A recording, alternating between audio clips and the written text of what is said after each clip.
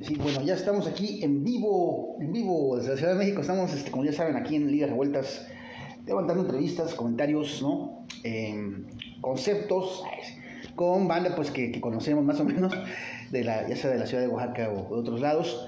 Y bueno, la semana pasada, me parece antepasada, me encontré a Fernando Gálvez en una pulquería, ya cotorreamos. Ya después dije, no, pues antes de lanzarme del dejo, ¿por qué no le digo? Pues que platicamos luego una entrevista y pues vamos a platicar de varios temas. ¿Cómo estás, Fernando? Muy bien, pues aquí residiéndote en la gran urbe. La gran urbe de hierro. ¿Sí es la gran urbe de hierro? La vieja, como decía. ¿Cuánto tiempo ya tienes viviendo en la Ciudad de México? Así de fijo. Pues ya me vine a vivir antes de la pandemia, pero pues como todos los centros culturales cerraron en la pandemia, después de unos 4 o 5 meses, pues me regresé a Oaxaquita, que estaba más leve la situación. Aquí se puso muy neurótica la banda. Ajá. ¿Y ahorita cómo la ves? ¿Cómo la sientes a la banda en general? Pues es un momento complicado, ¿no? del mundo, porque ahora la pandemia económica está pegando duro, ¿no? Uh-huh. Entonces, pues sí, hay mucho desempleo y muchas problemáticas que afloraron desde antes de la pandemia, están ahorita reventando y profundizándose. La cuestión del encarecimiento de todo está muy galopante, ¿no? Entonces, pues sí, no es algo privativo ni de la ciudad ni de México, ¿no? Pero acá hay mucha gente, ¿no? Todos lados hay gente, no se acaba la gente, ¿no? Uno camina y hay gente. Está cabrón que la pandemia te dé un lugar con tanta gente, ¿no? Está cabrón. Sí, pues sí. O sea, aquí el contagiadero ahorita está todo lo que da, ¿no? También en Oaxaca, también ya hemos tenido ahí reportes que en Oaxaca también ya banda ha cancelado algunos conciertos porque de repente le dio el COVID. Y bueno, ya para que no sigamos hablando del COVID, es un tema, digamos, pues ya muy presente, que además a lo mejor va a seguir siendo presente durante un rato. Y no, pues mejor hablemos pues ahora sí que de tu trayectoria, Fernando. ¿Cómo te definirías? Curador, escritor, teórico del arte, no sé, seguidor de la historia de la conquista de México. ¿Cómo te ves a ti mismo? Ay, sí, ya, me pregunta. No, pues soy escritor, utilizo la escritura para abordar muchos de los intereses que me ocupan, o sea, desde muy chavo como que tenía múltiples intereses en la política, el teatro, las artes plásticas, la literatura. ¿Tú eres de la Ciudad de México? Soy de acá. Y entonces pues me opté por la escritura porque creí en su momento, y creo que sí lo he podido hacer, que a través de ella podía intervenir en todos los campos, ¿no?, que me interesaban. Y pues así lo he hecho. Mi destino, mis avatares me llevaron más a acercarme a las artes plásticas en forma de trabajo, y pues es de lo que más vivo. He trabajado muchísimo artes plásticas y ya no solamente desde la crítica o la historia del arte, sino también desde la curaduría y el trabajo pues en instituciones como promotor cultural o como organizador o director de espacios culturales, ¿no? Y pues eso me ha dado de comer, aunque nunca he abandonado pues también mis otros intereses, ¿no? He escrito de política, he participado en movimientos sociales. ¿Has sido columnista de qué diarios?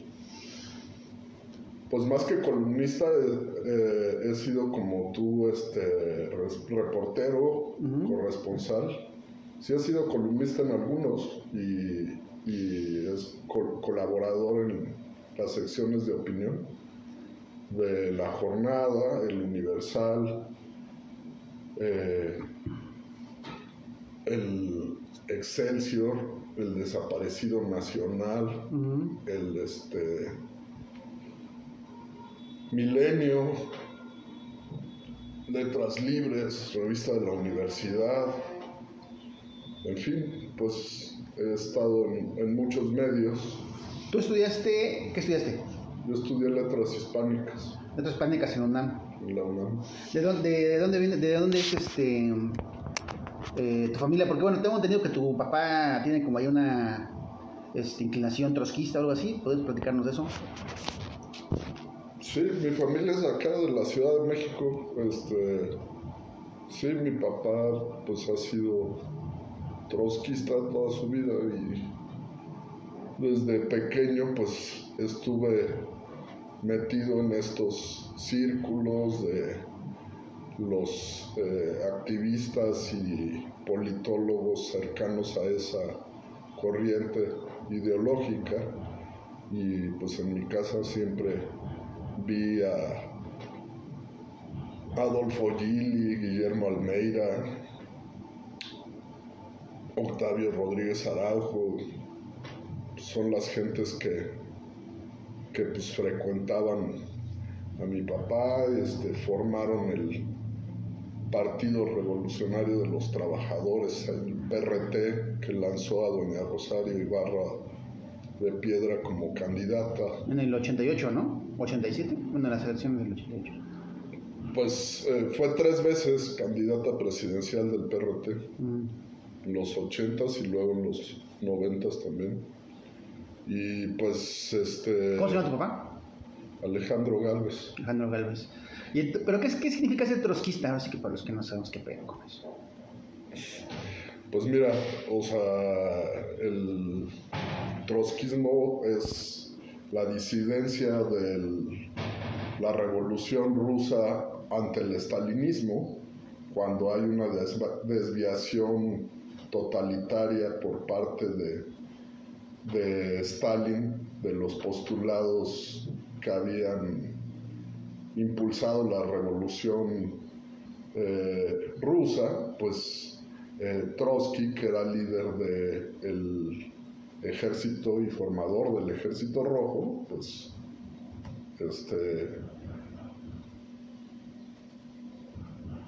sale del país perseguido por Stalin, ¿no? Y en México se le da acogida gracias a las políticas de don Lázaro Cárdenas, y pues hay muchas ramas del pensamiento de Trotsky, pero pues bueno, postulaban la internacionalización del pensamiento socialista y comunista, ¿no? Y transformar el mundo en un régimen controlado por las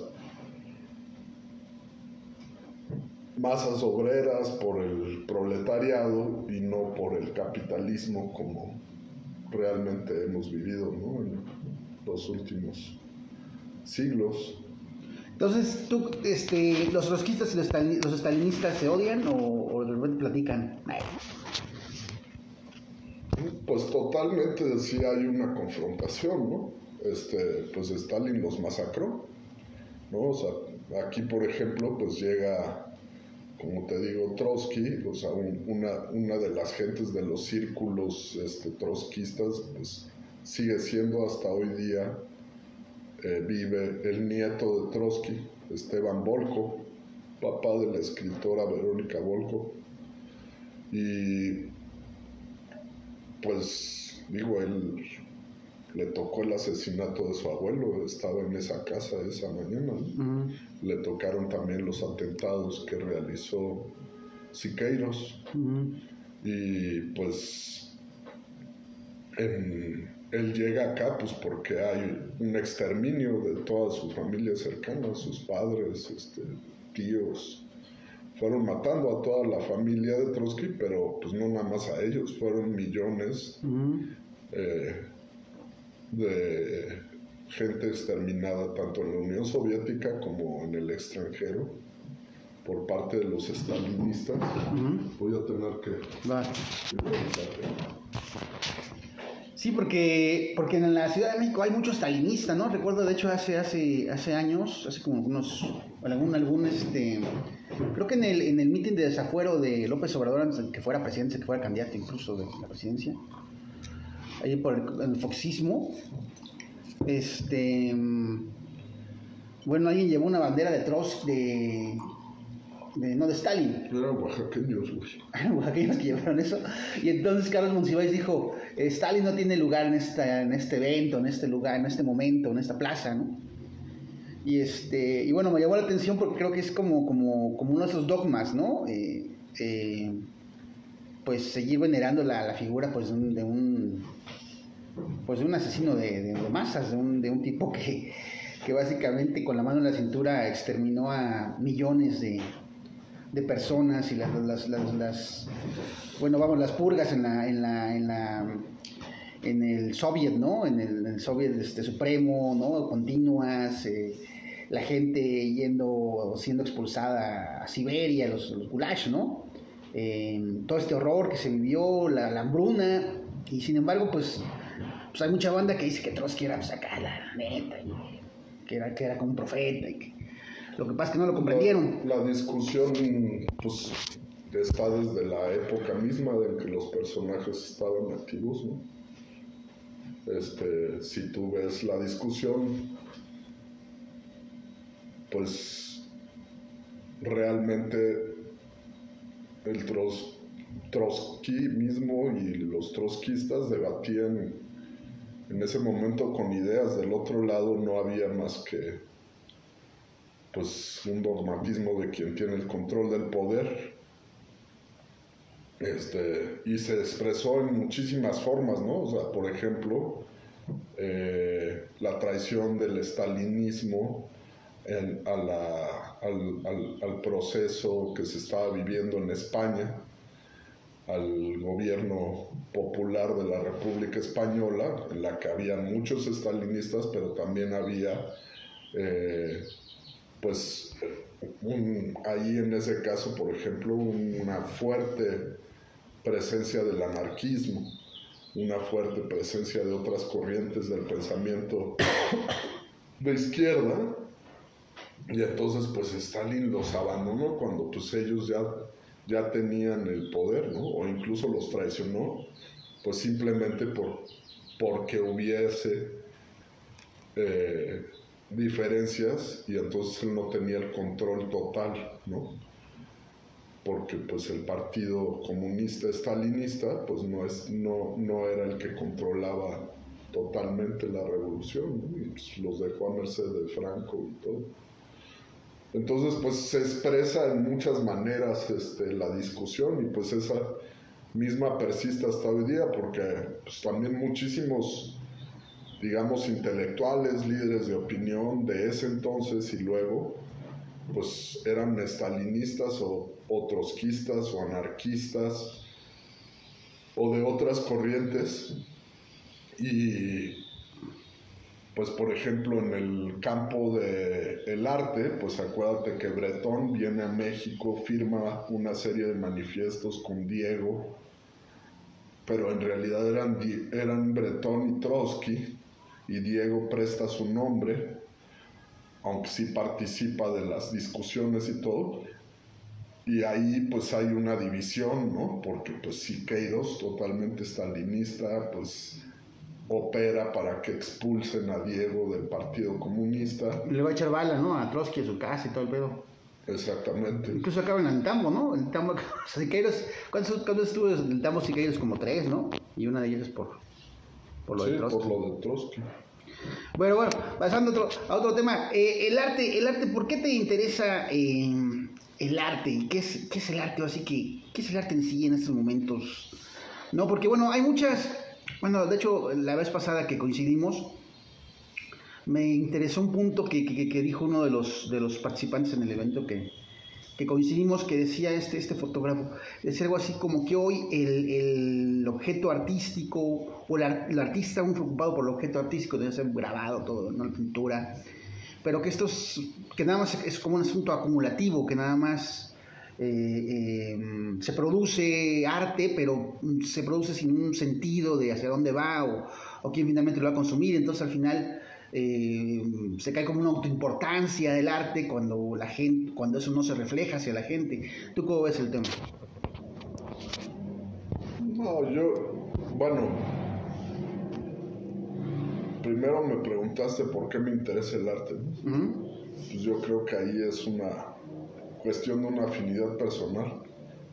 Precisamente siendo muy niño, mi papá me llevó a ver a un artista de origen ruso que llegó aquí con la disidencia,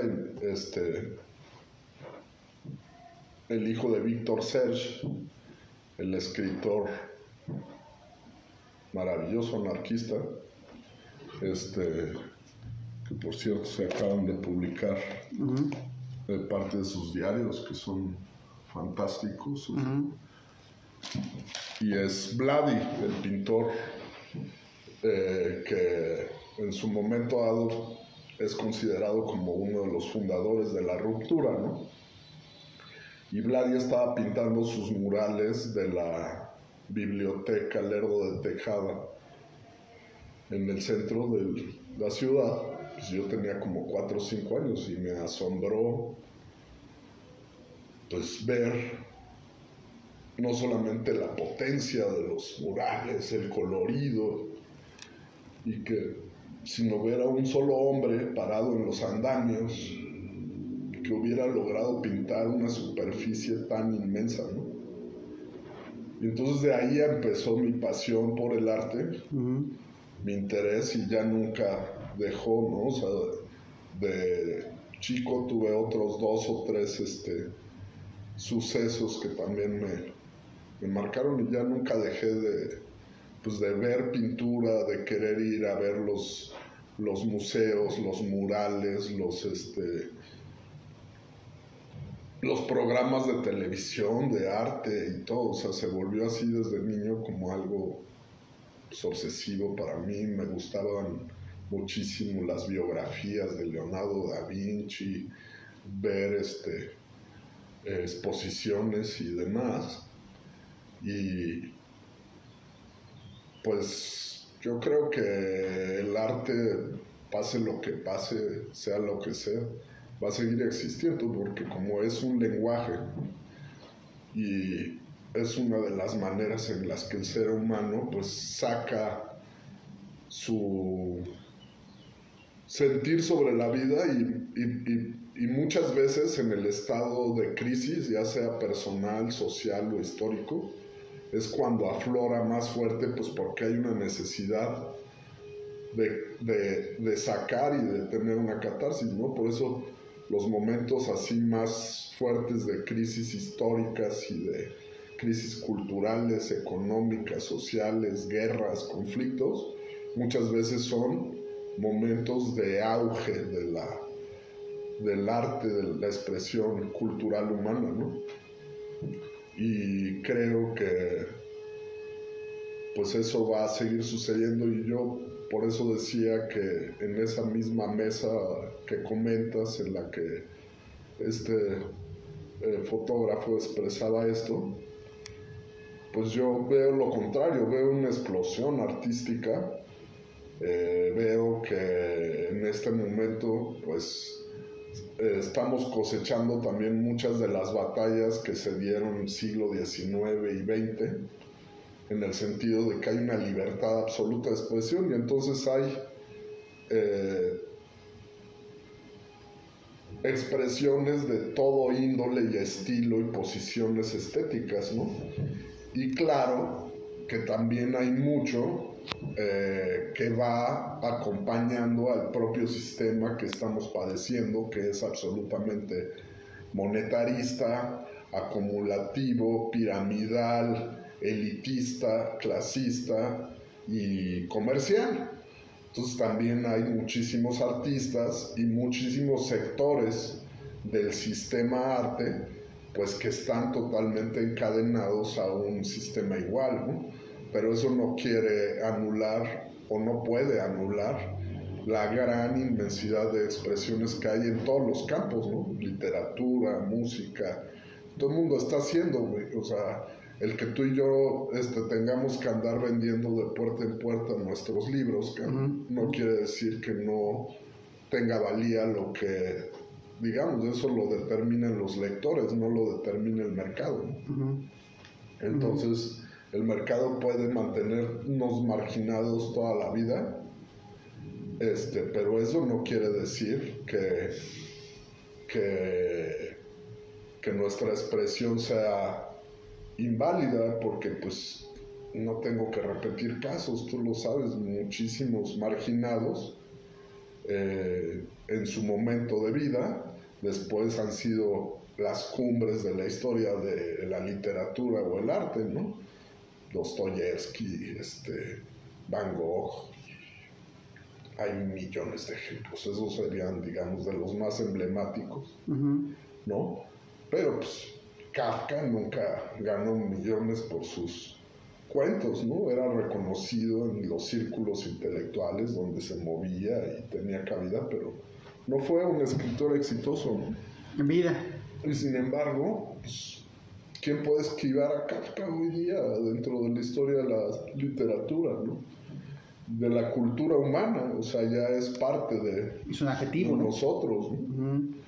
Exacto, es hasta un adjetivo, está totalmente ya inserto en la vida cotidiana. Saludos a Iván Vázquez y Rafael Alfonso que nos están viendo. Y en ese sentido, Fernando, bueno, ahora sí que haciendo historia, ¿cuánto tiempo fuiste, o en qué momento llegaste a Oaxaca y cómo llegas en algún momento a la dirección del Instituto de Artes Gráficas de Oaxaca? Pues yo llego a Oaxaca en 1996, hace muchísimos años, y pues fue un proceso. Yo me dedicaba básicamente a la escritura de arte todavía, y ahí en Oaxaca, pues habiendo una gran cantidad de artistas y un movimiento permanente de exposiciones, muy pronto salté hacia la curaduría también de exposiciones y empecé a trabajar con artistas. Coincidió también que por esos años, no me acuerdo si fue 98 o 99, me dieron el Premio Nacional de Crítica de Arte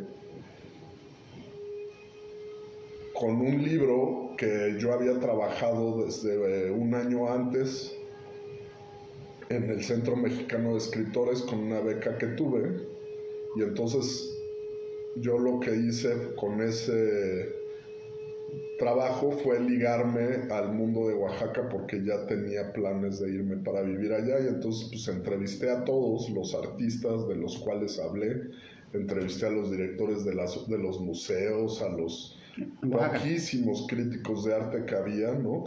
O sea, básicamente a Robert Valerio. ¿Tú conociste a Robert Valerio? Sí.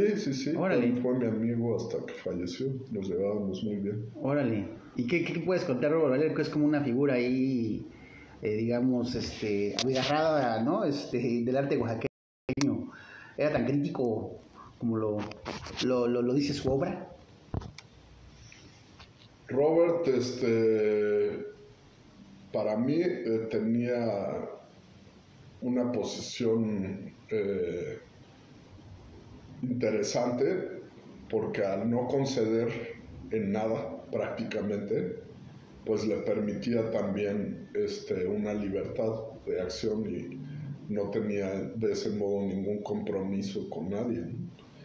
Sin embargo, para mí muchas de sus posiciones no estoy de acuerdo con ellas, ¿no? Eran demasiado cerradas, ¿no? O sea, ¿no crees que el arte oaxaqueño sea una utopía de ilusiones, una utopía de amaneceres? No, o sea,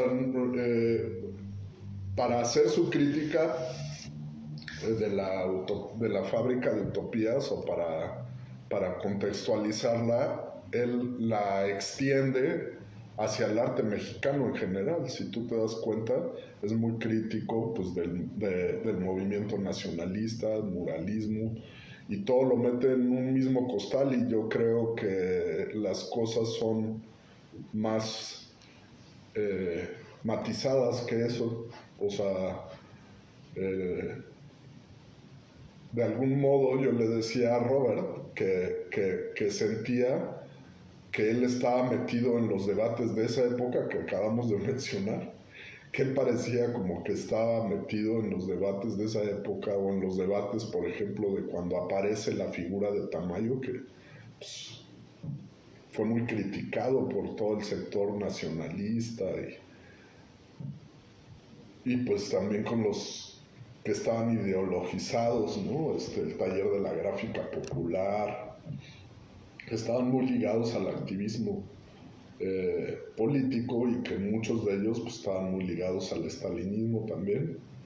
Se acusaban a Tamayo de ser un agente del capitalismo, y entonces parecía como que Robert pues, había asumido una posición en la que al único que salvaba creo que era Tamayo. Y pues me parece demasiado radical, siempre se lo dije, y en muchas otras cosas estaba totalmente de acuerdo, ¿no? ¿En qué cosas estabas de acuerdo con él? Pues en eso que se comercializó tanto el arte en Oaxaca, o se volvió ya una etiqueta a la escuela oaxaqueña, y todo, que muchos artistas que tenían una potencia, una posición muy interesante, cuando estaban jóvenes, cuando estaban en una etapa temprana de su carrera, pues dejaron de ser congruentes con su propio trabajo para solo satisfacer al mercado. Es decir, pues hubo mucha gente que cediendo al mercado, pues hacía ya un estilo que se convirtió en una fórmula, no se atrevía a salir de eso porque eso era éxito comercial. Hacían obra a pedido, no, pues yo quiero ahora un cuadro más rojo porque voy a comprar sillones rojos, y entonces pues era el mismo, la misma solución, eso no quiere decir que no tuviera factura, en algunos casos era muy buena su factura, ¿no? Plástica, pero ya se pierde el arte, ¿no? Porque no estás expresando, estás utilizando algo que ya te funcionó simplemente para satisfacer el mercado. Y pues el ejemplo estaba muy a la mano de cuál era el sentido contrario, que era, o sea, Toledo, que tuvo un éxito comercial gigante, nunca se dio a los dictados del mercado. Él siempre hizo lo que se le dio la gana, ¿no? Eso no quiere decir que no hubiese, como él mismo se autocriticaba, muchas repeticiones temáticas, iconográficas o todo, y él por eso se escapaba a través de las cuestiones materiales y técnicas, ¿no? De tratar de explorar siempre un nuevo material, una técnica diferente, ya sea en la gráfica, en la pintura, en la cerámica, en lo objetual, ¿no? Y pues si tú te das cuenta, pues su obra es una exploración fabulosa en términos plásticos, y además pues trataba de profundizar en ciertos temas que lo nutrían, ¿no? Y entonces se metía pues a hacer lo de la esclavitud, y se metía en serio al tema de la esclavitud, ¿no? O sea, y se acercaba de gentes e iniciaba procesos con historiadores para armar libros sobre la esclavitud en Oaxaca y cómo se habían formado los pueblos negros en la frontera de Guerrero y Oaxaca. Hacía ciclos de conferencias, o sea, realmente se metía al tema y paralelamente iba trabajando su obra, ¿no? Y se nutría también iconográficamente, ¿no? O sea, esos esquemas que dibujaban la distribución, por ejemplo, de los esclavos en los barcos, los recuperaba, los metía ya sea en transfer o en collage a su obra gráfica o plástica, usaba los instrumentos de tortura, innovaba, se sacaba radiografías poniéndose él mismo los instrumentos que se utilizaban en la esclavitud para mantenerlos ya sea presos, o por ejemplo esas pinzas para abrirles la boca a los esclavos y que comieran, porque pues muchos se dejaban morir de hambre para terminar con el infierno que estaban padeciendo, ¿no? Y entonces pues si tú ves esa actitud ante el arte, pues es muy diferente del que de repente dice, o sea, él pudo simplemente decir, no, pues yo ya lo que haga se convierte en dólares, ¿no? O sea, digo, yo me acuerdo cuando tuvo que comprar un triturador de basura porque le robaban las servilletas y los dibujitos que hacía en el teléfono y todo del basurero de la casa, le robaban la basura afuera de su casa. Y pues él pudo haber agarrado todos esos dibujitos, servilletas y todo, y comercializado también, porque pues él así hacía un changuito y se convertía en un cheque, ¿no? Y pues sin embargo no. ¿Por qué? Porque pues para él no era más que un ejercicio, una forma. No era un arte que él dijera, pues ya terminé mi obra y la puedo colgar, ¿no? Y así, pues, obvio no es el único caso, pero digo, tenían ese ejemplo. Estaba el ejemplo, sí, también de Tamayo, pero había muchos otros.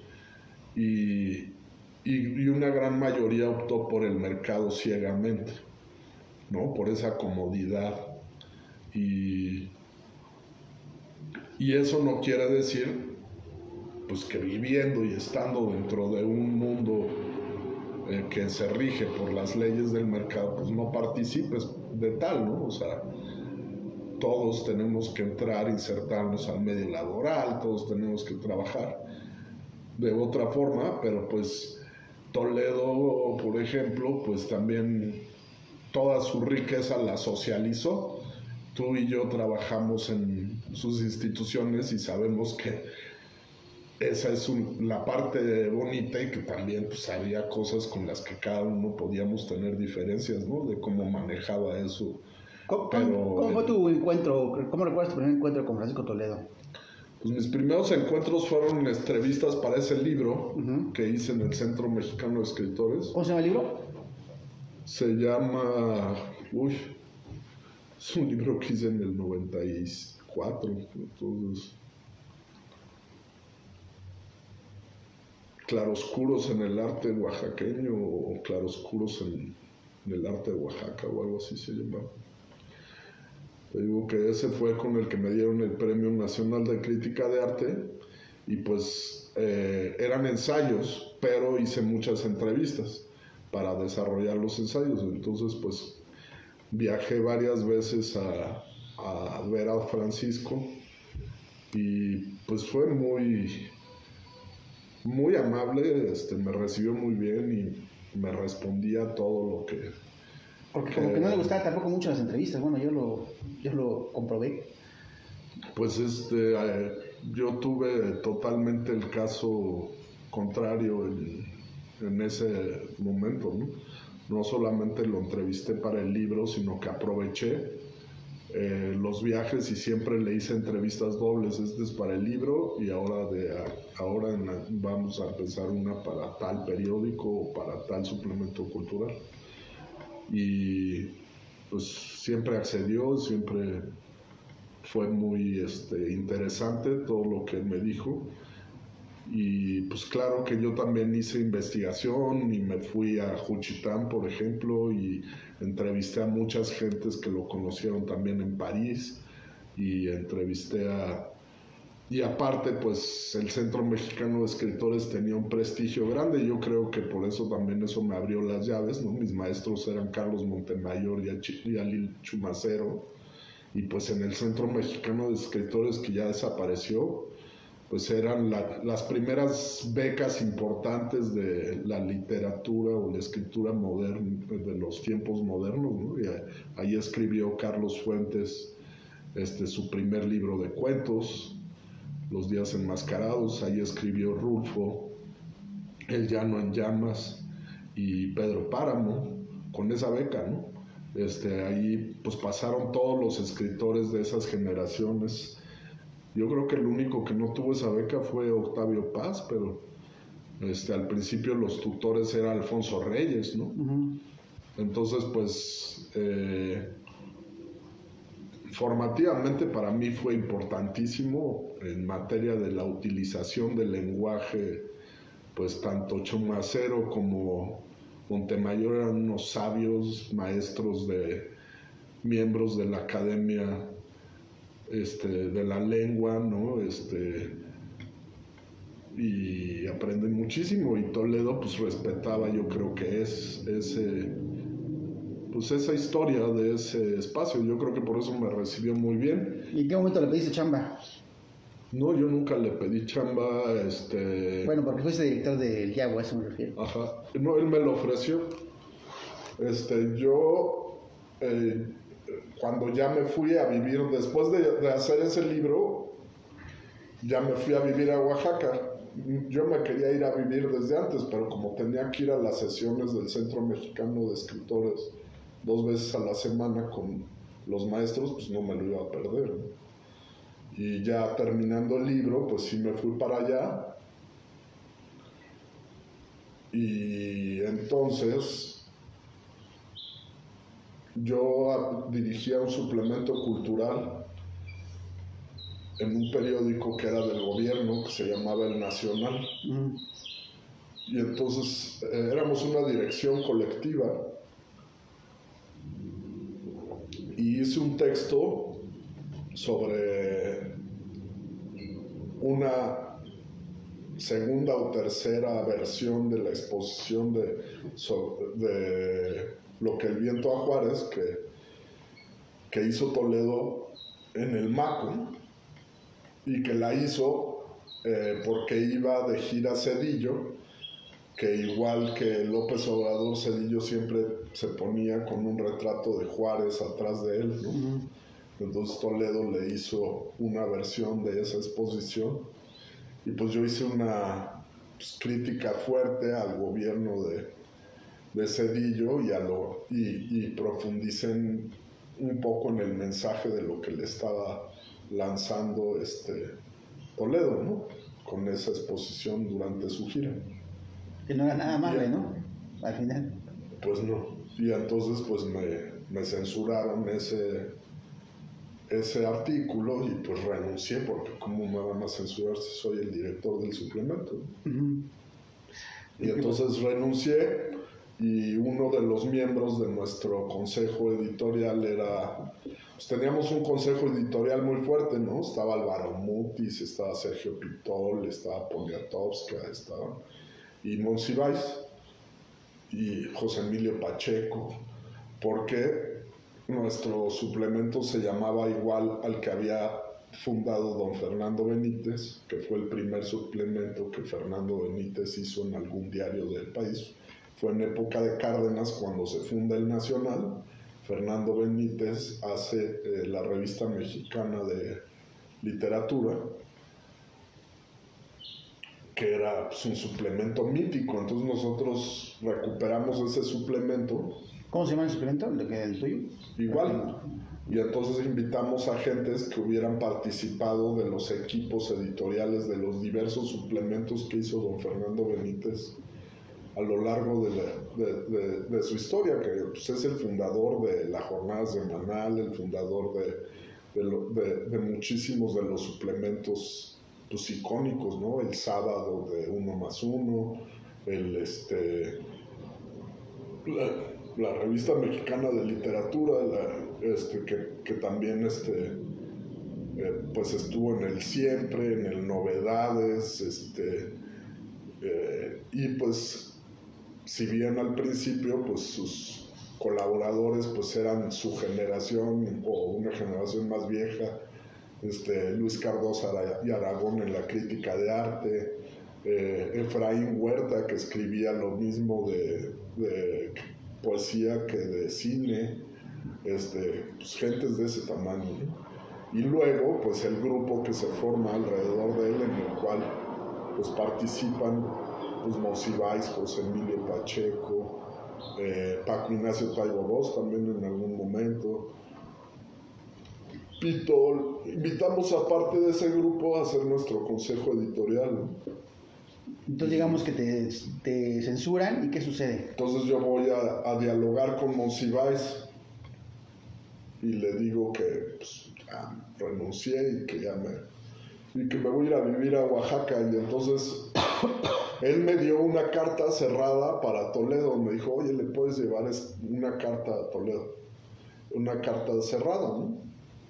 Y yo se la fui a llevar a Toledo y aproveché pues para contarle que ya me iba a vivir allá y demás. Y entonces pues el maestro, en forma muy generosa, simplemente me dijo, pues cuando tengas propuestas de exposiciones, o cuéntame un poco cuáles han sido las secciones del arte y de la historia del arte en las cuales has profundizado más. Y pues, tuvimos una plática más así sobre lo que había hecho yo y mis intereses y demás. Y pues él me llamaba, ¿no? O sea, por ejemplo, pues yo le conté que una de las épocas que más había abarcado yo y de las regiones era Alemania, en la época de principios de siglo hasta el final de la Segunda Guerra Mundial, ¿no? Cuando se dieron los expresionismos y los postexpresionismos y todas las vanguardias alemanas y los movimientos tanto en la arquitectura como en el cine, en la pintura y demás, pues que estudié muchísimo. Entonces, pues cuando él llegaba a tener, por ejemplo, una exposición de Otto Dix que hubo, pues me llamó, hice los textos de sala, di cursos sobre la nueva objetividad, el expresionismo, Dada en la versión alemana, ¿no? O sea, George Grosz, Otto Dix, todos esos autores, ¿no?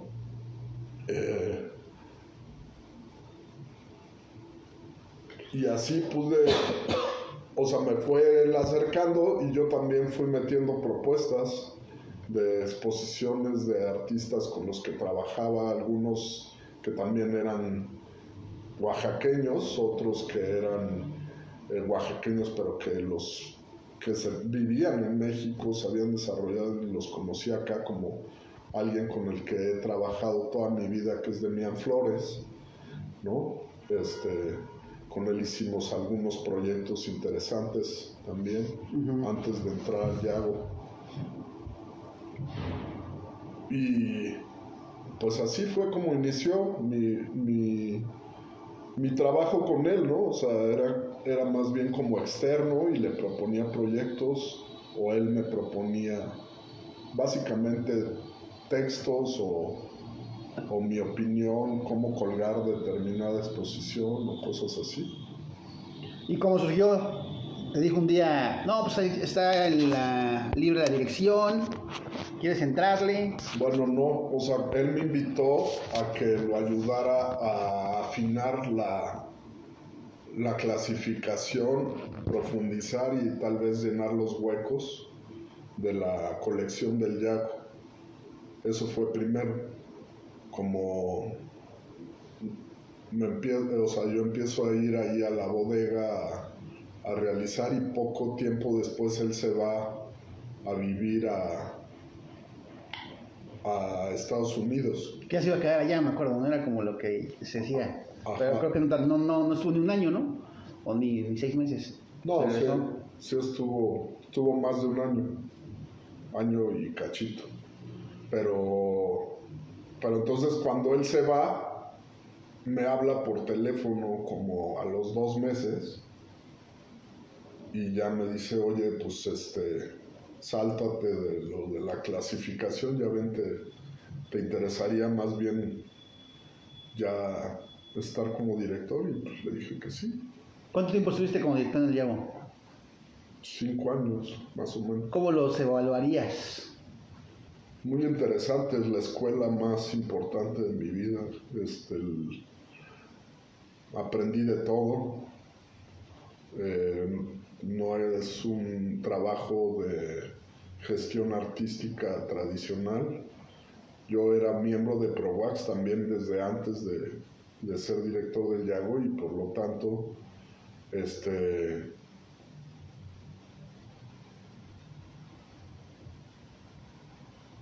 pues me metí a Toledo a todos los asuntos que él estaba metido. Entonces, pues lo mismo, estábamos revisando la perimetral de Monte Albán, que estaba llevando bibliotecas a pueblos, que estábamos defendiendo derechos humanos, que estábamos viendo los asuntos de unos árboles que iban a tirar en tal calle, que no había agua en tal barrio, o que estaban contaminando las mineras X pueblo, y en todo estábamos metidos, ¿no? O sea, el inicio de la campaña de Sin Maíz no hay país. Yo llegaba en la mañanita ahí a mi oficina y había como 8 o 10 personas en la lista de citas, y todas eran lo más diverso posible. O sea, podía estar ahí el curador del Pompidou para pedir una pieza del maestro para determinada exposición, o de la colección del Yago, y también había pues una vecina que estaba pues queriendo manifestarle una problemática del barrio, que estaban quitando la mitad de la banqueta y ya no iba a haber acceso a los peatones. Y al mismo tiempo pues estaban los presos políticos de los Losicha, que estaban acusados de ser del EPR, de los cuales él era padrino de los niños, y que estaban acampando en el Zócalo por años, ¿no? Les daba becas para sus escuelas, en fin, o sea, había un mundo de asuntos de toda índole, legales, laborales, de artes plásticas, exposiciones. Luego pues con el cine muchas veces también tratábamos de coordinar, ¿no? Que los ciclos de cine fueran afines a cierta discusión o temática que se estaba llevando. A nosotros nunca nos dijeron nada cuando estuvimos ahí, entonces éramos los rebeldes del acordeón. No, pues la onda también es como que ese activismo también te llevó al final a dejar el Yago, ¿no? ¿Tú cómo lo evaluarías? Pues más bien sí, o sea, al final tuvimos pues puntos de vista diferentes, ¿no? En ciertas cosas, al final de la gestión del Yago. Pero después también hubo pues una reconciliación, y seguimos trabajando proyectos tanto para el Yago como para otras cosas, y hicimos varias exposiciones del maestro, ¿no?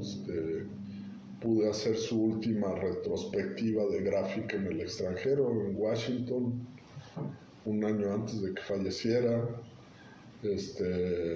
Hice unas exposiciones grandes de su obra en la Universidad de Nuevo León, y pues ya teníamos acordada una exposición, una versión de la exposición que curó el Fisgón de la relación Monsiváis-Toledo.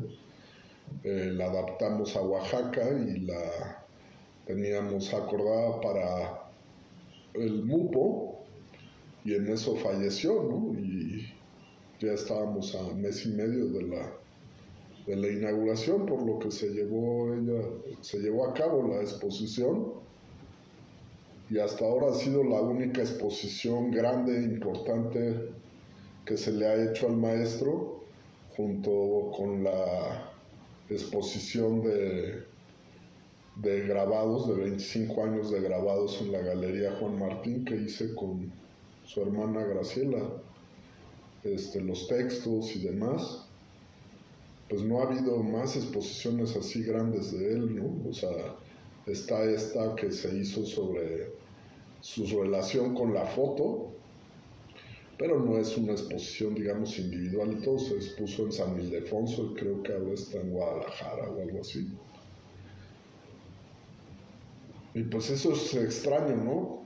Siento que ya tiene que haber exposiciones importantes de Toledo, porque el vacío que dejó su persona pues se siente más fuerte, porque no se está viendo su legado artístico, que es importantísimo, ¿no? ¿Cómo es que Luis Zárate es poeta? Sacó un libro de poemas. No, pues no creo que ese cuate vaya a ser nunca poeta, ¿no? Los versos más bonitos se los acaba de dedicar a Leila en su pleito por el Maco, ¿no? Bueno, regresando a Toledo, la figura de Toledo Gálvez, creo que acabas de decir, ¿no?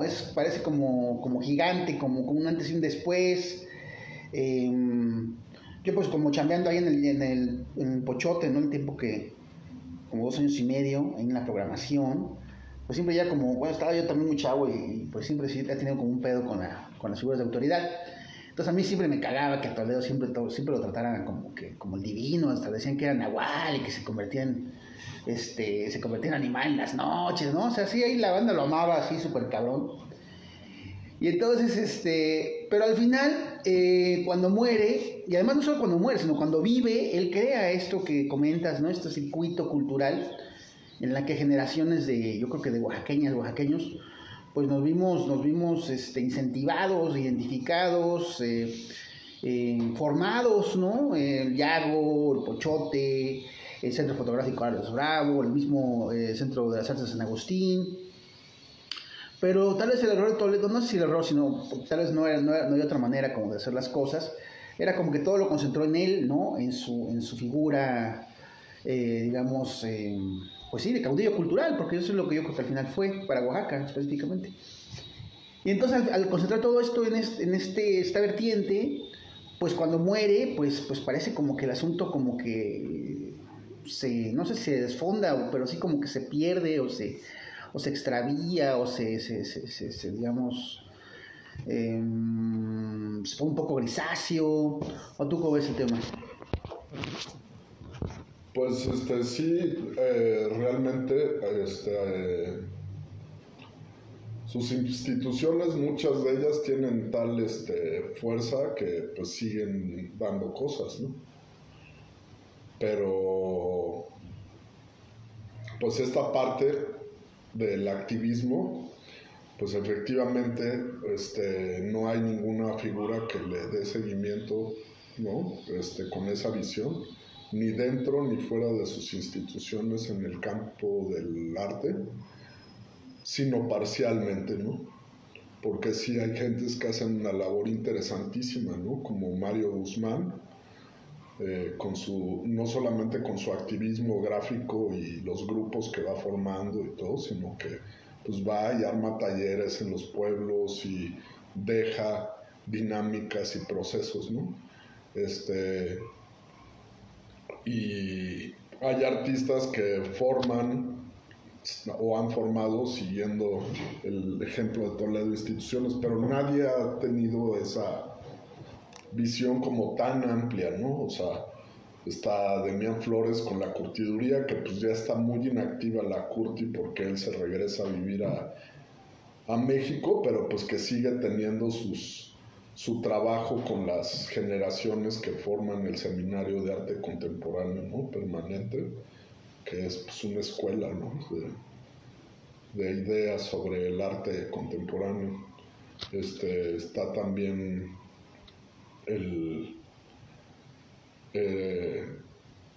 Alejandro Santiago, que lo mismo, ¿no? O sea, se muere y se desfondan sus espacios, ¿no?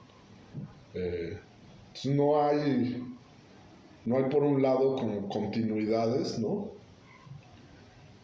Y sin embargo, pues sí hay una vitalidad que pues como tú dices, ¿no? Como él formó generaciones, nos impulsó y todo, pues ahí está, pero tiene que volver a haber un movimiento desde la cultura, porque, por ejemplo, ahorita ya no es que se esté comercializando nada más el arte, sino que se volvió Oaxaca un souvenir cultural. Ujú. Y Turístico. pues ahorita pues lo que ves es que ya es un pinche, una mega mezcalería hipster.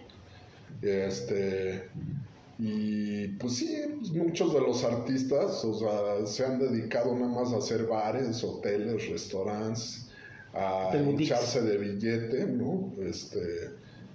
No tienen ninguna cuestión arraigada realmente con Oaxaca, no hay absolutamente nada, y pues son espacios pues, que lo mismo te puedes encontrar en La Condesa, en Polanco, que pues, están totalmente vacíos de esencia, ¿no? O sea, entonces pues sí creo que va a surgir, tiene que haber un cambio. ¿Va a surgir un cambio? Tiene que haber un cambio desde distintos actores, o sea, así como pasó ¿a la en el gentrificación? 2006, Rodrigo. O sea, ¿qué pasó en el 2006? Pues estábamos en ese ámbito de que el arte se estaba volviendo así súper comercial, ¿no? En muchos sentidos.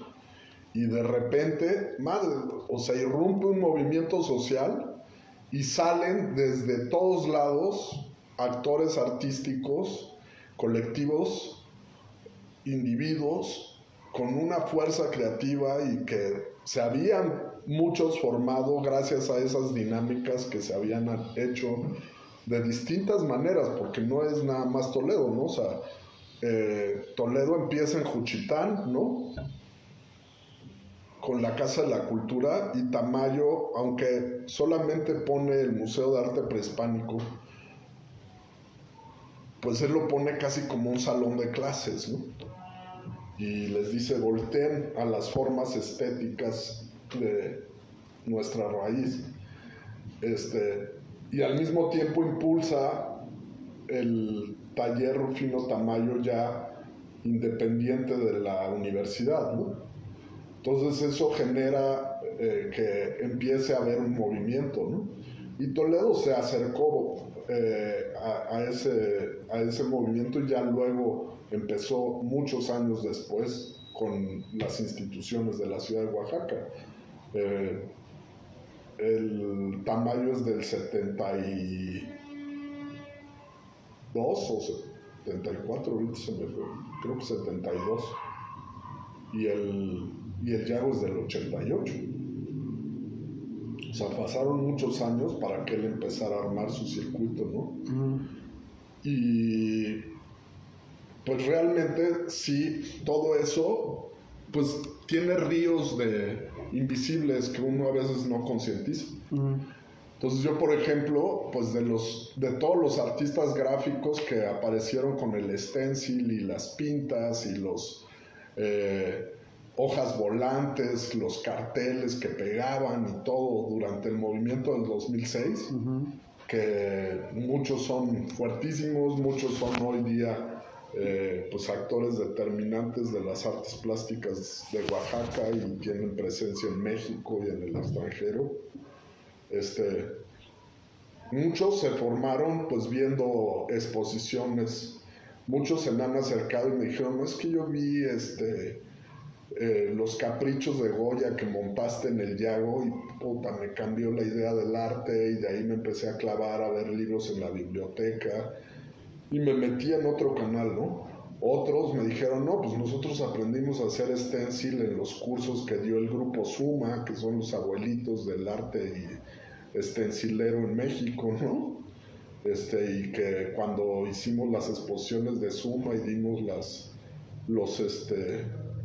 se dieron cursos por los propios artistas y donaron la colección entera de Suma, y pues eso marcó a muchos chavos, ¿no? Que participaron, y pues uno ni siquiera se da cuenta en el momento de lo que está pasando, y de repente, ¡pras! 2006 emergen todas estas cosas, ¿no? Y es así como creo que también ahorita ¿Crees que existen las razones y los motivos y el escenario para que haya un rompimiento del arte en Oaxaca en estos momentos? Pues no un rompimiento necesariamente, sino un replanteamiento. O sea, creo que muchas cosas están pasando, ¿no? O sea, el hecho de que el Museo de Arte Contemporáneo esté cerrado, pues también es emblemático de que hay una generación que precisamente es la que se estancó en el arte comercial, pues que está volviéndose obsoleta. Y que hay un empuje también de creadores en todos los campos que se nutrieron de los procesos previos, ¿no? Y que ahora, pues, van a generar otro escenario poco a poco, ¿no? No quiere decir que todas las veces se manifieste igual. En esa ocasión, pues, hubo un estallido social y se modificó todo el perfil, ¿no? De lo que estaba pasando. Sin embargo, luego hubo un repliegue, ¿no? Y un regreso a muchas cosas, y es lo que te digo, ¿no? O sea, da flojera, la verdad, pues ese rollo de que, pues hago dinero porque, pues ya tengo un mercado y lo convierto, pues, en un rollo absolutamente todo comercial, ¿no? Sin embargo, pues te digo, tiene tanta fuerza Oaxaca que incluso artistas hiper interesantes de México y del mundo que tienen mucha fuerza, puedes de repente encontrarlos participando tanto en los espacios culturales como en las galerías o los espacios también comerciales. Y entonces,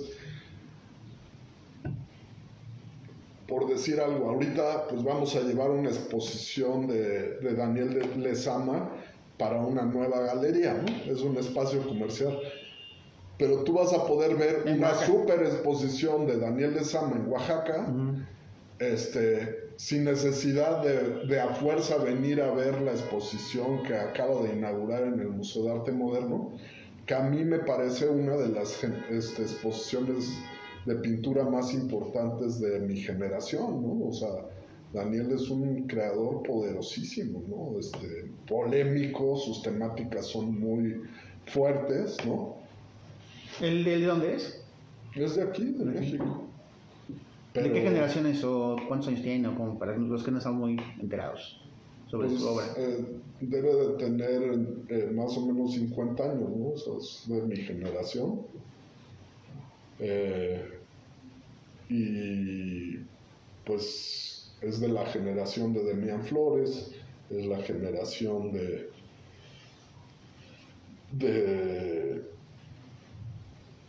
pintores que les tocó también el auge del arte conceptual y que sin embargo se mantuvieron en el arte pictórico, ¿no?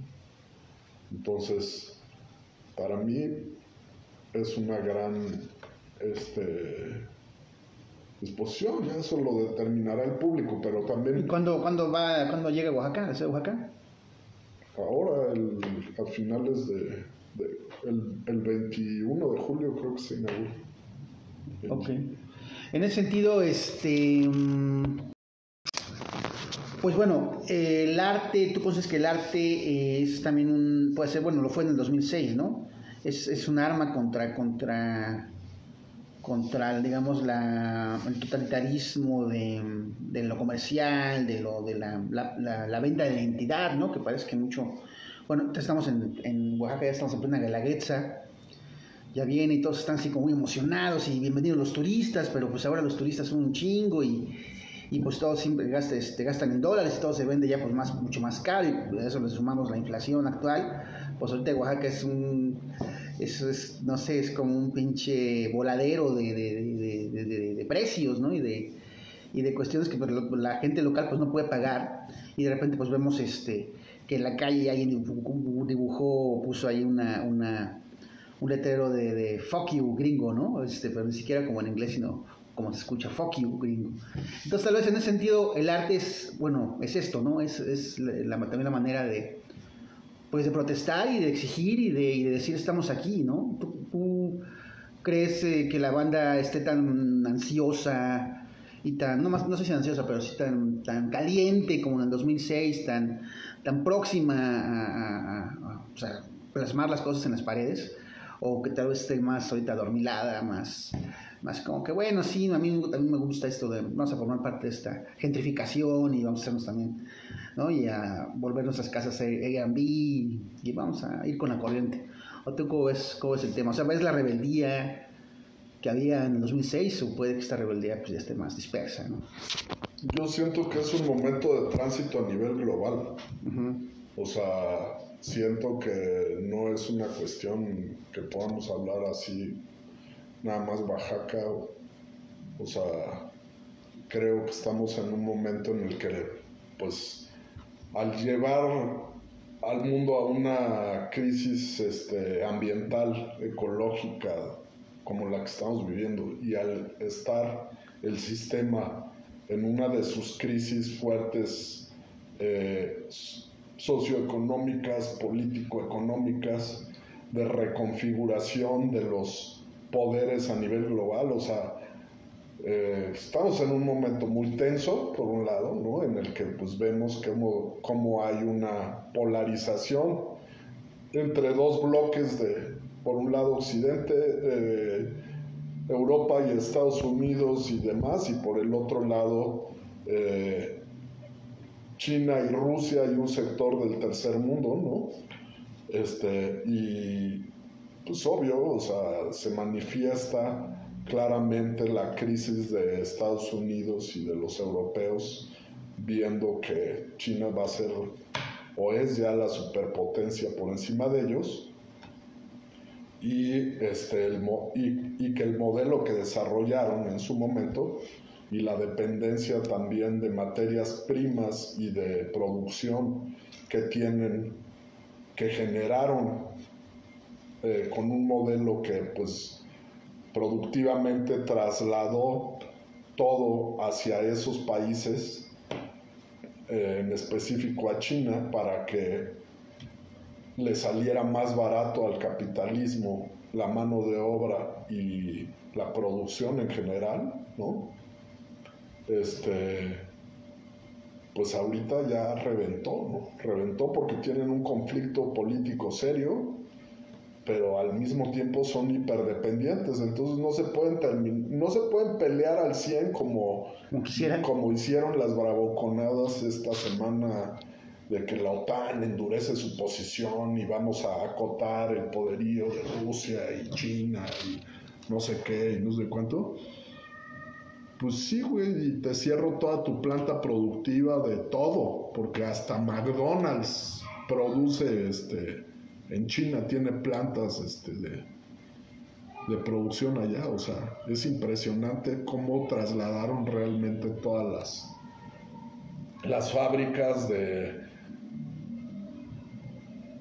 el 80% de lo que son sus grandes corporativos, ¿no? Entonces, pues están en problemas serios, y por el otro lado, pues la dependencia energética que tiene Europa de ellos, pues digo, hasta da risa loca, porque durante los últimos 2 o 3 años nos estuvieron vendiendo la idea de la conversión energética, básicamente desde Europa, ¿no?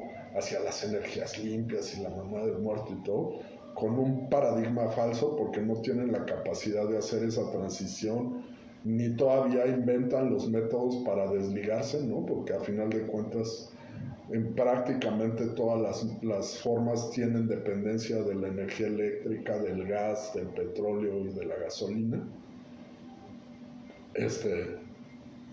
Incluso las plantas de producción limpia. Y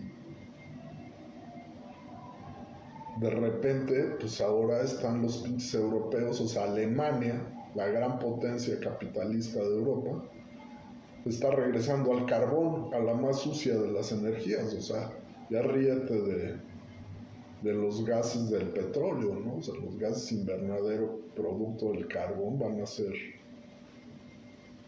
asfixiar al planeta. Entonces, pues es un momento de crisis súper cabrona. Mundial. Y eso se va a manifestar en todo el mundo, o sea, en Oaxaca, en todas partes va a haber, poco a poco una situación de inestabilidad social porque los precios están llegando a las nubes, las monedas están perdiendo valor, la inflación está a todo lo que da, hay crisis, o sea, la ciudad más rica de México no tiene agua, Monterrey está en sequía, pues terrible, ¿no? Y pues está haciendo agua el modelo, ahora los gobiernos tienen que rogarle a los empresarios porque han acaparado todo el agua, ¿no? Que repartan agua porque pues, si no, no van a llegar a trabajar sus obreros porque están muriendo de sed y de insalubridad y no tienen para lavarse las manos en plena pandemia, ¿no? Entonces, pues, está muy cabrón en muchos aspectos la situación y eso pues se manifiesta en el crecimiento desmedido de la migración a nivel global, el endurecimiento de las medidas antimigratorias en los países receptores porque ahora pues tienen mucho desempleo y tienen que darle trabajo a sus propios ciudadanos y entonces pues, cierran y endurecen las medidas en las fronteras y todo. ¿Y qué estamos viendo? Pues decenas de muertos en España, en la frontera con Marruecos, decenas de muertos en Estados Unidos, en los trailers que traen... 50 indocumentados, ¿no? Que se asfixiaron hace unos días. Hace unos días, sí, eso ya es diario y de gente muerta, ¿no? En todas las fronteras del primer mundo, ¿no? Y la migración sigue y sigue y sigue y sigue creciendo porque hay naciones enteras que están en situación de una marginalidad extrema y de necesidades ya vitales como el agua, y ya no se diga la comida, ¿no? Que ahorita eso es lo que se avecina, la gran crisis alimentaria de la que todo el mundo está hablando, ¿no? Producto pues de la guerra, no de la guerra de Ucrania, sino de la guerra comercial que lleva ya varios años entre esos bloques, ¿no? Por un lado Rusia y China y por el otro lado Estados Unidos y Europa. Entonces esa guerra comercial pues sí es su cara más visible, el petróleo y el gas y las energías, pero está en todos los campos, ¿no? Y su expresión pues ahorita muy radical pues fue el bloqueo económico a los rusos, ¿no? Pero eso es nada más un paso más de medidas que ya se estaban dando. Ya había sanciones a ciertos productos, bloqueos, impuestos a las importaciones, o sea, eso llevamos ya muchos años, ¿no? Y se ha ido exacerbando en la medida en la que el mundo profundiza su crisis. Y pues con la pandemia pues se profundizó todavía más, pero esa crisis estaba, por eso es hasta sospechosa la pinche pandemia, ¿no? Porque pues la semana en que se declara la pandemia habían reventado todas las bolsas y la guerra del petróleo estaba a todo lo que da, y por eso a los meses, semanas, teníamos que el petróleo, o sea, esa fue una jugada especulativa tremenda, o sea, el petróleo estaba valiendo el barril -1, ¿no? Y entonces, porque todo el mundo se quedó en casa, bueno, casi todo el mundo, ¿no? Pues ese era el pretexto, pero era falso. Eso fue una medida especulativa en la que alguien derribó artificialmente los precios del petróleo y acaparó. ¿Quién? Pues quien podía almacenar y recoger todo el petróleo que pudo. O sea, si tú lo tienes a -1, te lo van a regalar, güey. Nada más tienes que ir por él. Y si está a -1, pues entonces la gasolina y todo te sale, el diésel y demás, te sale baratísimo para mover todos los barcos, trailers y pipas y demás para llevártelo. Te sale regalado.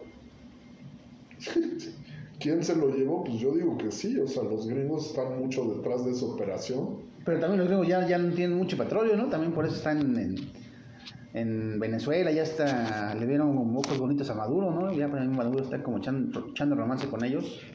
Porque Pues los eso gringos necesitan petróleo. Pues eso es lo que estamos viendo y acuérdate cuando fue la crisis del 2006 sociopolítica en Oaxaca, hay un momento en que la crisis parece caricatura de sí misma. Uh-huh. Los actores políticos parecen caricaturas de sí mismos, sus acciones políticas parecen caricaturas de sí mismos.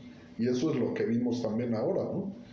O sea, con el petróleo de que valía menos, pues ya los memes, ¿te acuerdas? Que era de que ibas a la tiendita y ¿qué quiere, joven? No tengo cambio, pero le puedo dar 2 chicles y un barril de petróleo, ¿no?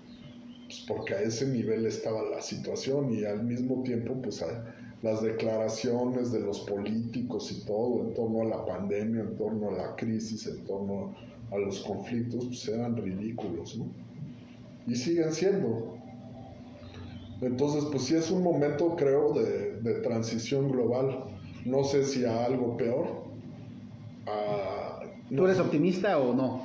Yo sí soy optimista, o sea, pues, porque pues tiene uno que creer en la vida. Dentro de todo el caos, en mi caso, pues yo trato de aportar mi granito con lo que puedo, pero pues también soy un consciente de que soy un privilegiado, o sea, tengo trabajo, como, tengo una casa, vivo bien, o sea, no puedo en ese sentido pues quejarme absolutamente del mundo. Pero los que sí pueden y los que van a, y por ejemplo en Oaxaca, ¿no? Estos jóvenes que denuncian ya este asunto, que hablan de esto de la gentrificación salvaje que está dando, de los precios que suben, de cómo hay una frase muy buena de unos chavos en internet que decían que que era como el colmo del huaychicanismo ya en Oaxaca, porque pues ya Oaxaca lo empiezan a manejar como una fiesta privada, ¿no? Como un lugar de ahí de exotismo, los locales son exóticos, dispuestos para la foto, son morenos, comen tlayudas, bailan bonito, son muy simpaticones. Y la misma banda juvenil dice, pues eso es una mamada, porque nosotros somos eso, somos gente que trata de salir todos los días, y esta venta de la identidad, esta cuestión, pues nos remite a ser mercancía, ¿no? Y a que nuestra vida se vaya entre las exigencias que lleva el consumir esta mercancía. Entonces, esa gente pues va a explotar. ¿Crees que encuentra en el arte, esta juventud, el camino para,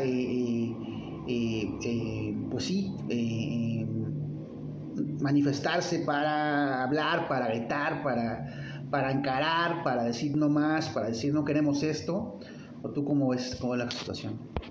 Pues te digo, yo creo que o sea, en ese tránsito, o sea, yo imagino cosas que pueden ser pues ideas muy ingenuas, naif o no sé qué o todo, pero yo creo que en realidad, o sea, todos nos tenemos que plantear, o sea, si la crítica no es la solución o si la es, yo creo que la crítica es muy pertinente, pero que también debe de ir acompañada de procesos de construcción, de autonomías con respecto a lo que vamos criticando, ¿no? Y en ese sentido, pues lo que está pasando en Oaxaca, pues también nos debería de mover a que pues hay otra serie de formas de organización y todo, hay que profundizar también en ellas, ¿no?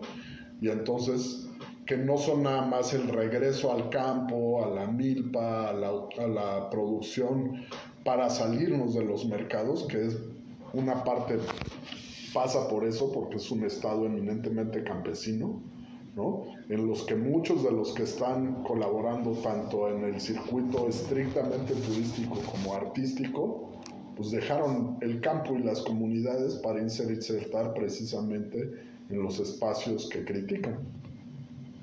Entonces, pues también el modelo que cada uno persigue debe de variar primero en la mente y gestar ese tipo de procesos, ¿no?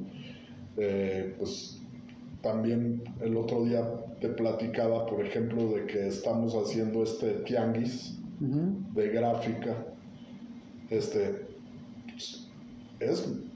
es mercado, ¿no? Es insertar las artes en el mercado, pero es un mercado autónomo en el que no hay un galerista que se lleva un porcentaje, sino es un proceso autogestivo de organización, ¿no? Vamos a generar nuestro propio espacio de comercialización, vamos a los que estamos ligados al proceso de la construcción de cultura desde un espacio de gobierno de izquierda, pues seamos congruentes con esa posición e impulsemos ese tipo de procesos, ¿no?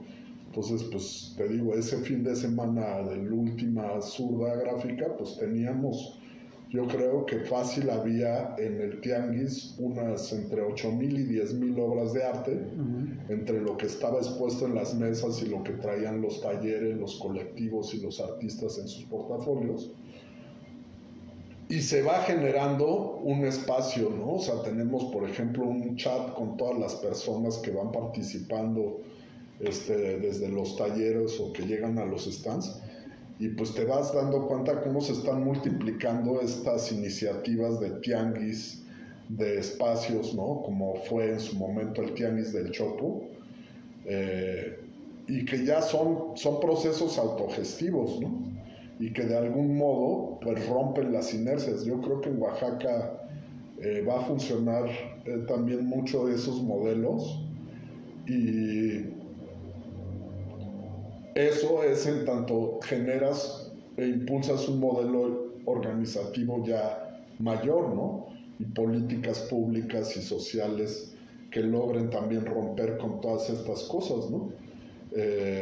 En ese sentido, muchas de las políticas de López Obrador de la autosuficiencia, por ejemplo, en materia energética, de producción de alimentos que todavía está en pañales, pues sí son el camino, ¿no?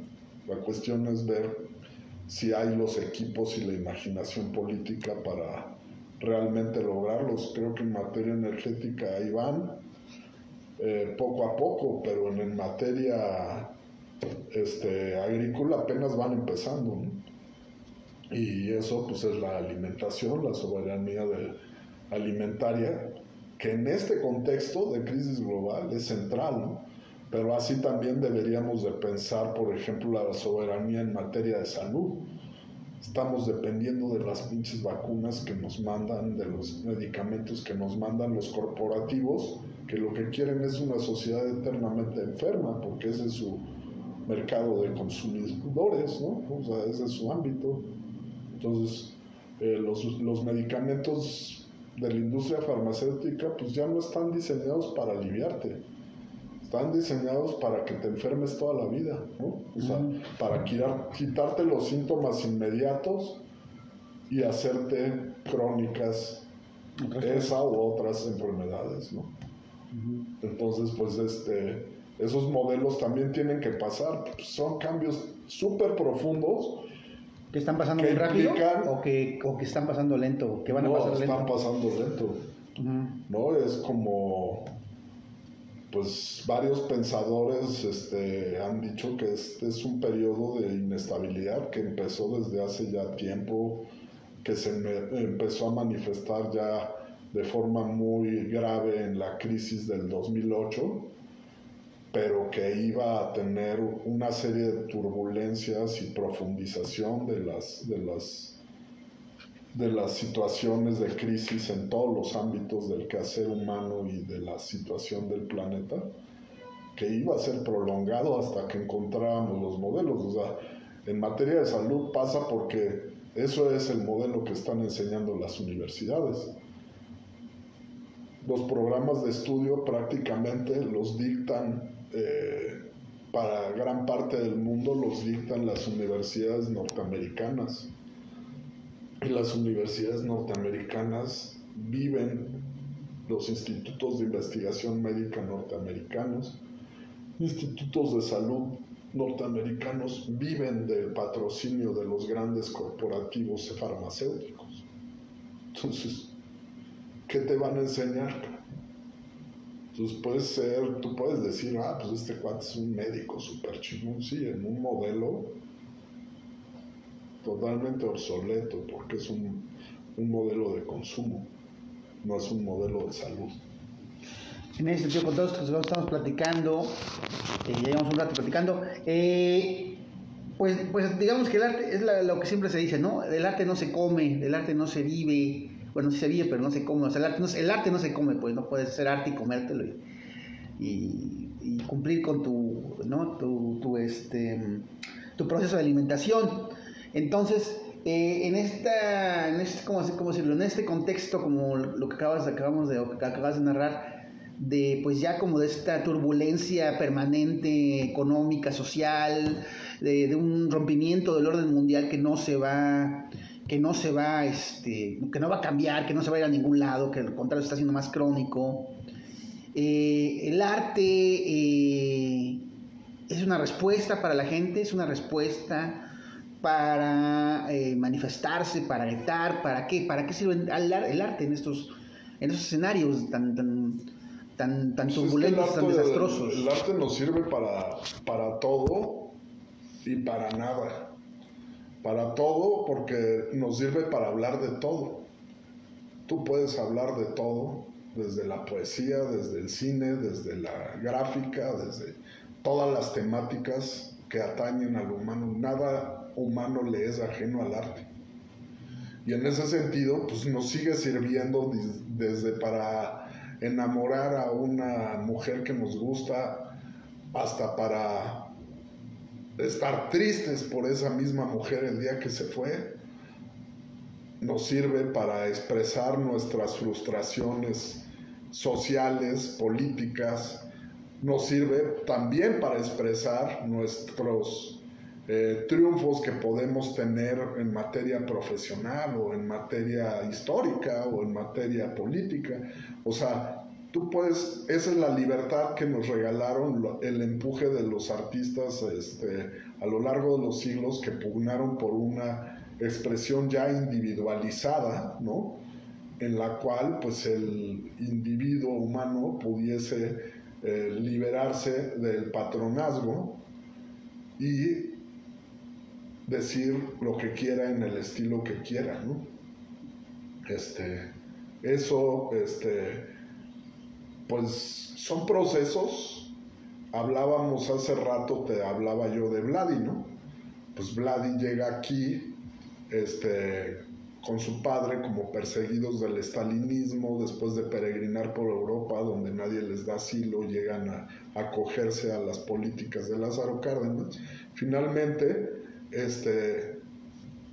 después de 1001 avatares, ahorita vamos a tener una retrospectiva de Vladi en el Colegio de San Ildefonso, el máximo reconocimiento, la más grande retrospectiva, exposición de Vladi.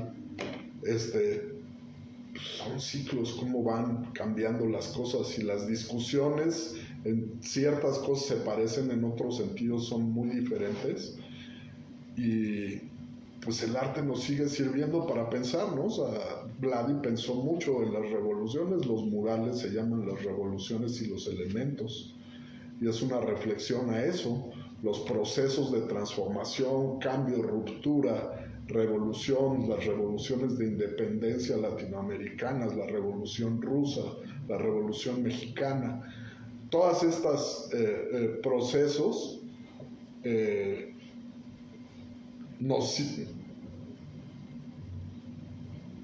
nos manifiestan que no hay una estática, ¿no? No estamos detenidos, no, la historia y el ser humano es una eterna transfiguración.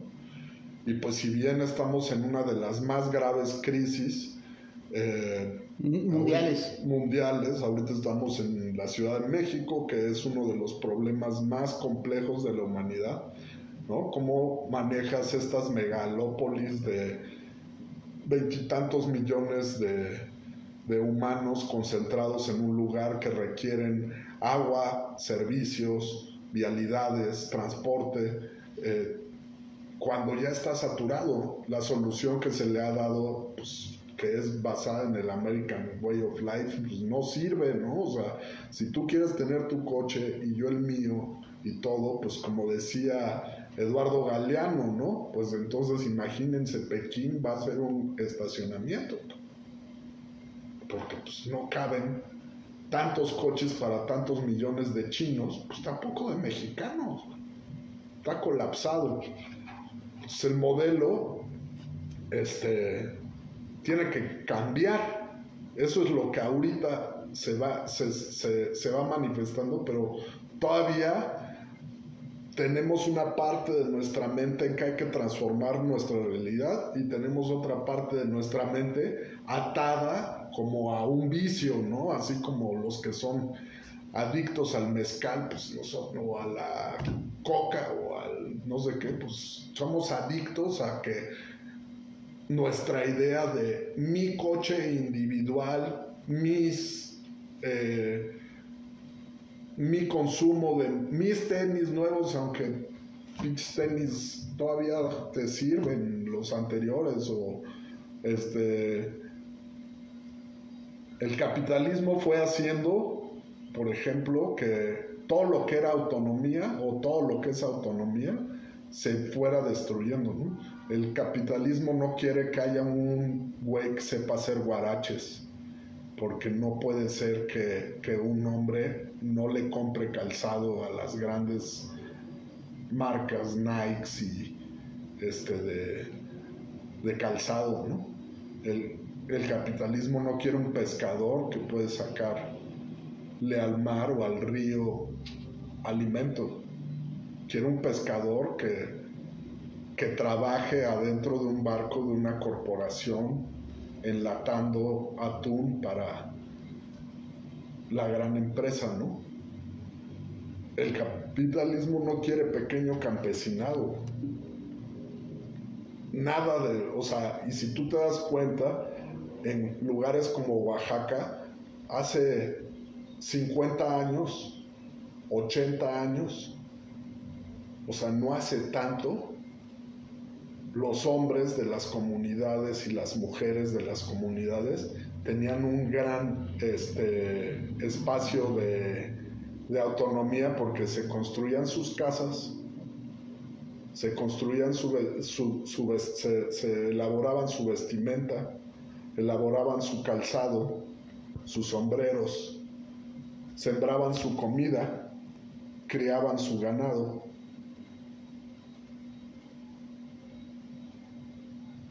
Cierto, el mínimo, ¿no? Y también es todo un proceso por eso social, por la tierra y demás, pero pues una vez que conquistaron eso, pues vino el megataque del capitalismo otra vez, después de las épocas coloniales, después de los procesos de independencias y revoluciones, pues viene otra vez el capitalismo. ¿Por qué?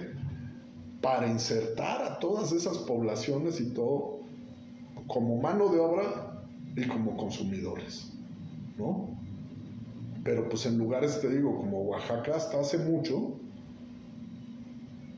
hasta hace poco, todavía, por eso son tan combativos, ¿no? Los pueblos indígenas y los oaxaqueños y las comunidades, ¿no? Tienen todavía una estructura comunitaria basada en otros parámetros, pero, o sea, te digo, yo llegué en 1996 a Oaxaca. Vivía en un pequeño poblado de los Etlas que se llama San Gabriel. No había telefonía, no había internet. En ese sentido, dentro de esos parámetros, era marginal. Sí, marginal, pero también muy autónomo. Todavía en ese momento casi todos los hombres del pueblo y las mujeres se dedicaban al campo. Casi todos tenían sus gallinas, sus vacas, todo, casi todos producían tortillas, pan, queso, huevos, estaban repartidas. Es una comunidad pequeña, pues, debe de haber tenido unos 600 habitantes. Pues entre ellos se intercambiaban, el que hacía pan, o sea, no se intercambiaban, se lo vendían, pero pues el dinero o la mercancía se quedaba ahí. Y pues si alguien tenía hambre porque le había fallado la cosecha, por decir algo, pues hablaba con su vecino, ¿no? Oye, fíame y me apuntas aquí unos panes, o ahora sí truequéame, ¿no? Tengo unos huevitos ahí que dieron las gallinas y no sé qué, y pues te lo cambio por pan para que yo complete, ¿no? Entonces eso cambió aceleradamente en las últimas décadas, ¿no? Con los servicios, con no había basura, güey. De repente ya había, o sea, yo hablo con las personas que vivía yo en ese pueblo y te decían, no, aquí llegó, o sea, los plásticos y todo eso acaba de llegar, ¿no? Las tienditas y demás, o sea, acababa de llegar. Dice, pues cuando éramos niños, pues la basura era una cáscara de plátano, una hoja de tamal, ¿no? Y ahora, puta, los inundaron de plástico, llegó el agua embotellada, no mames, en un pueblo donde el río les traía el agua limpia, ¿no? O los pozos. Están comprando agua embotellada, güey. Y ahora el río es un mar de botellas de plástico. Y de refrescos, nos hicieron adictos. Es una droga, la pinche Coca-Cola. Y el azúcar, ¿no? A los chocorroles y a todo ese desmadre. Cuando pues esos güeyes tenían otra, o sea, hasta los empaques eran orgánicos, ¿no?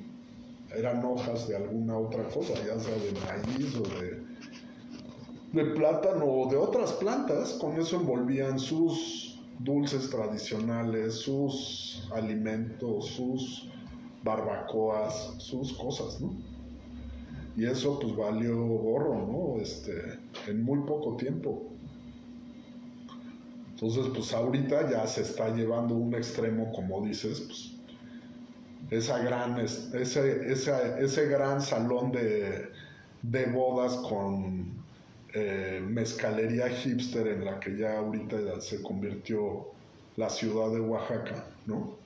Y esa fetichización folclorista de la gente y de sus costumbres únicamente como mercancías del turismo, pues es la expresión última de ese proceso de urbanización por un lado y de desmantelamiento de las autonomías campesinas, indígenas, arrasamiento y extractivismo de sus materias primas, de sus riquezas naturales, de su agua, de sus bosques, de sus minerales, de sus subsuelos, ¿no?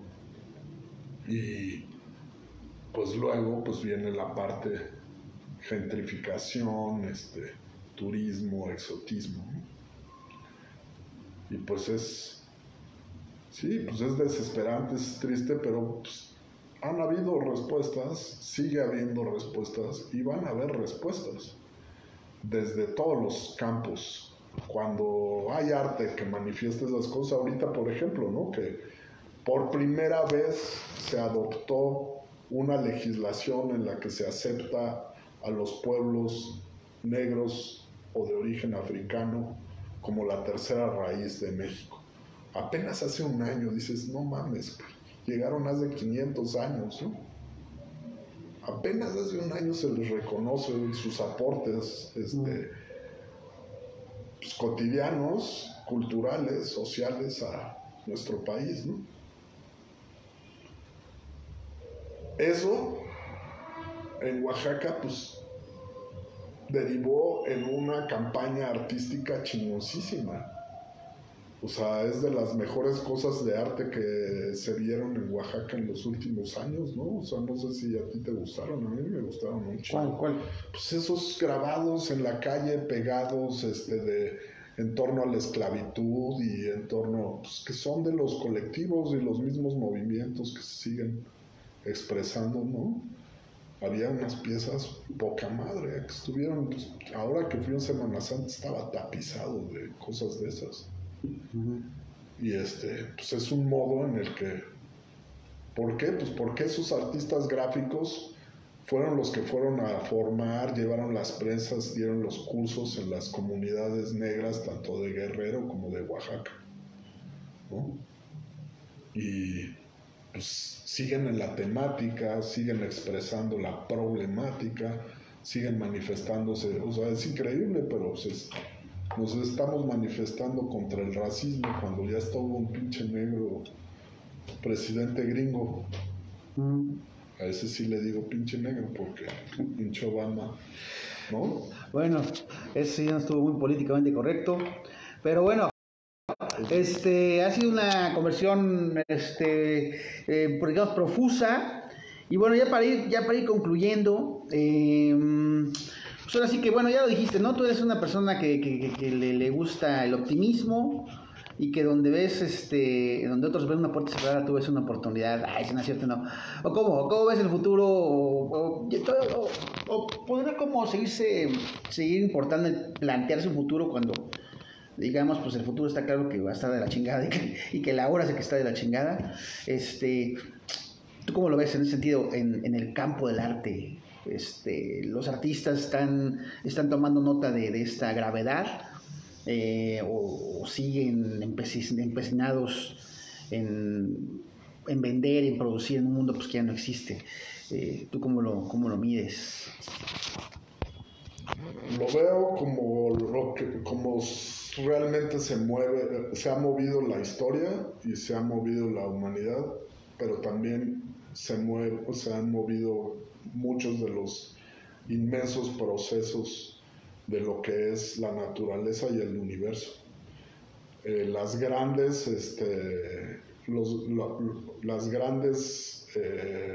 manifestaciones de un conflicto o de un choque son las que producen también las grandes transformaciones, ¿no?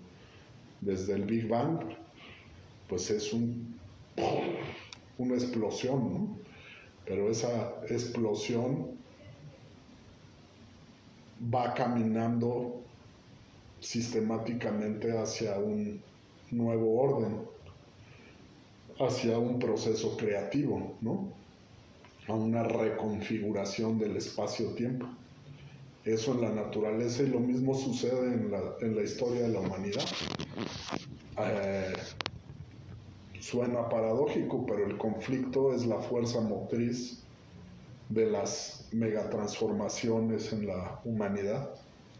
Y entonces por eso, pues yo creo que en las cargas conflictivas, a pesar de que aparentemente pueda caer del lado de la fuerza oscura que se manifestó en ese conflicto, hay una gran carga de la fuerza positiva, y entonces por lo tanto siempre hay un proceso creativo a la par que el proceso destructivo, ¿no? En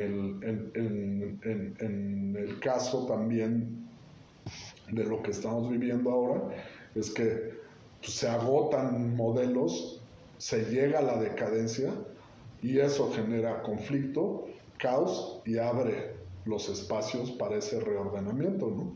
Entonces, hay muchas gentes, cada quien en su ámbito, tú en el periodismo, otro en el pensamiento político, otro en el arte, otro en varios escalones, otro en el campo, cada quien va empujando, ¿no?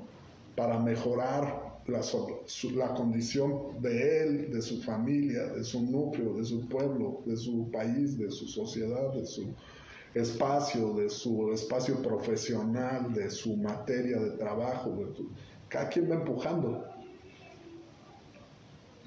No quiero decir que no se manifiesten al mismo tiempo los egoísmos, las trampas, las lacras de la sociedad, los caos, la explotación, el racismo, el belicismo, pero todo va junto y entonces todo se mueve. Aunque nos parezca en ciertos momentos apabullante, no mames, ya ganaron los pinches malos y las fuerzas oscuras de...